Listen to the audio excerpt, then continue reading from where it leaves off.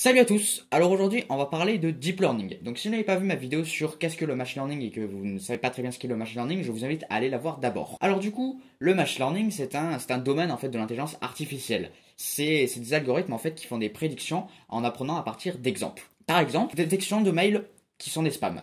Donc du coup ce qu'on va faire c'est qu'on va donner aux algorithmes des mails dont certains sont des spams et d'autres ne le sont pas. Du coup, il va y avoir une fonction qui va se faire pour pouvoir se généraliser et coller aux corrélations qu'il y a entre les données. Et du coup, grâce à cette fonction qui va se généraliser, on va pouvoir, quand on aura de nouveaux mails, des mails qui ne sont pas dans la base de données, prédire si ce sont des spams ou pas. Et le problème, c'est que le machine learning, à un moment ça peut coincer parce qu'il peut y avoir des cas en fait où il y a trop de détails, il y a trop de caractéristiques et les algorithmes risquent de se perdre un petit peu. Et c'est là qu'intervient le deep learning en fait. Donc le deep learning c'est en quelque sorte une sous-catégorie ou un domaine du machine learning en fait. C'est un sous-ensemble de machine learning. Ça fait partie du machine learning, mais le machine learning n'est pas forcément du deep learning. En revanche, le deep learning est forcément du machine learning, c'est une sous-catégorie. Et le deep learning, ça va utiliser les réseaux de neurones. Alors on va revenir un petit peu sur ce qu'est les réseaux de neurones, donc réseaux de neurones artificiels, on va pas prendre des cerveaux d'humains ou de je sais pas trop qui, de ta grand-mère par exemple, et on va les mettre dans des ordinateurs. Non, ça va être des réseaux de neurones artificiels. Alors tout d'abord, on va voir ce que c'est un neurone artificiel. Alors un neurone artificiel, ça se présente un petit peu comme déjà on pouvait le faire avec le machine learning, c'est-à-dire que ça va avoir des valeurs d'entrée, qu'on va appeler des valeurs d'entrée X, et ces valeurs d'entrée X vont amener à une valeur Y. Bon, comment ceci va être amené? Un réseau de neurones, en fait, c'est une fonction. Du coup, nos valeurs d'entrée X, ça va être, on va faire une somme de ces valeurs d'entrée X et on va leur mettre un coefficient. Et ce coefficient, on l'appelle un poids. Et si la somme de ces valeurs de X avec chacun un coefficient dépasse un seuil, ça va nous sortir en valeur Y 1. Et si c'est pas le cas, ça va nous sortir en valeur Y 0. Donc, ouais, un neurone, en fait, c'est une fonction. À nouveau, comme en machine learning. En même temps, le deep learning, comme déjà dit, c'est du machine learning. Bon, le truc, c'est que, ok, cette fonction, elle risque de pas être très très belle, mais à la limite, on s'en fout un petit peu. Le truc, en fait, c'est qu'un neurone, juste lui-même, juste tout seul, c'est pas super pratique. C'est pas très, très avantageux.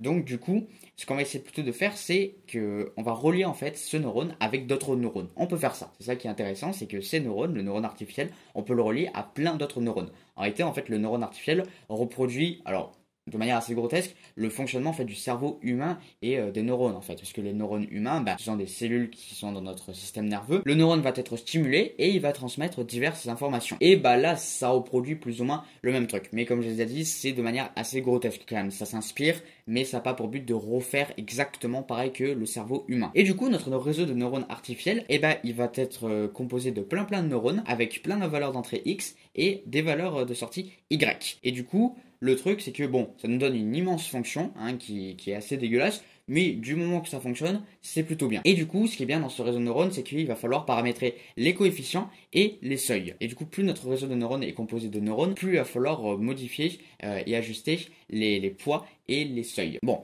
et du coup, aussi, comment on choisit en fait combien de neurones on doit mettre? Alors, comme je l'ai déjà dit, le truc c'est que les réseaux de neurones, plus il y en a, plus il y a de neurones en fait, plus ça va être compliqué parce qu'il va devoir y avoir pas mal de paramétrage. Du coup, il faut quand même faire attention à ça là-dessus.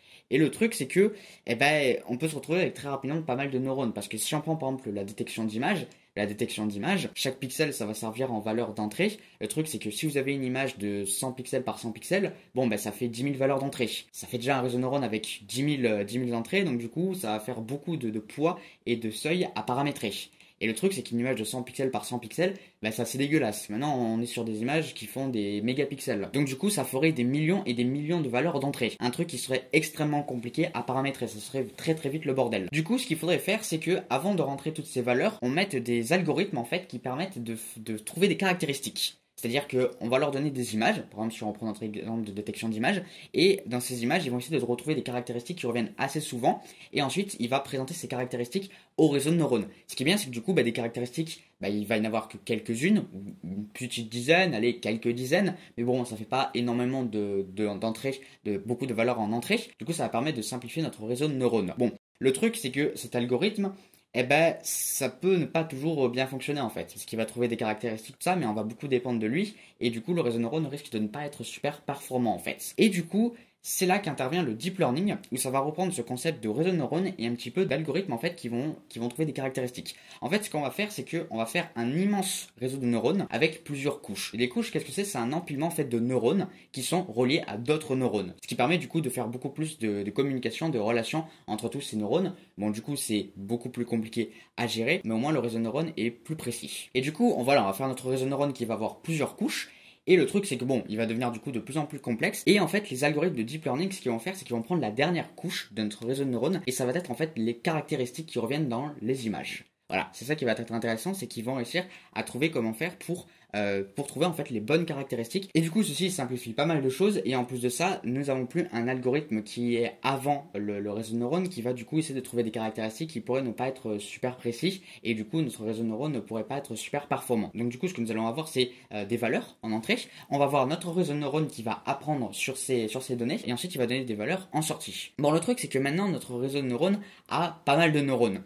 Du coup, ce qu'il faut pour qu'il arrive à bien trouver les caractéristiques, c'est qu'il soit entraîné sur des milliers, voire même des millions d'exemples. Du coup, c'est ça qui est un petit peu difficile en deep learning, c'est qu'il faut réussir à avoir une base de données assez solide. Si on prend notre exemple de détection d'images, bon, il faut que la base de données qui contient des images, il y ait beaucoup d'images pour qu'ils réussissent à bien apprendre les caractéristiques. Et donc du coup, voilà, maintenant nous savons ce qu'est le deep learning, c'est tout simplement en fait un sous-ensemble du machine learning qui va être composé d'un réseau de neurones qui va essayer de trouver des caractéristiques pour pouvoir être plus précis et pour pouvoir prédire de meilleures valeurs. Bon, évidemment, comme je l'ai dit, il y a certains problèmes parce que il y a beaucoup de neurones, donc du coup, il faut réussir à bien l'entraîner et il faut réussir aussi à ce qu'il trouve les bons caractéristiques et il faut que notre base de données soit bonne. Il ne faut pas juste que la base de données soit une base de données avec quelques images ou quelques données. Non, il faut qu'il y ait beaucoup de données et que ces données soient bien faites. C'est-à-dire que voilà, on ne met pas n'importe quelle donnée pour dire on a mis plein de données. C'est là où du coup réside la difficulté d'utiliser du deep learning. Voilà, donc du coup j'espère que cette vidéo vous aura été utile. Si vous avez d'autres questions sur le deep learning ou sur le machine learning, n'hésitez pas à me le laisser dans les commentaires. Je fais assez souvent de l'intelligence artificielle, donc n'hésitez pas à suivre cette chaîne, n'hésitez pas à vous abonner, du coup n'hésitez pas à partager la vidéo, ça pourrait être utile à des gens qui ont besoin peut-être de savoir ce qu'est le deep learning. Et moi sur ce je vous dis portez-vous bien et à une prochaine, salut.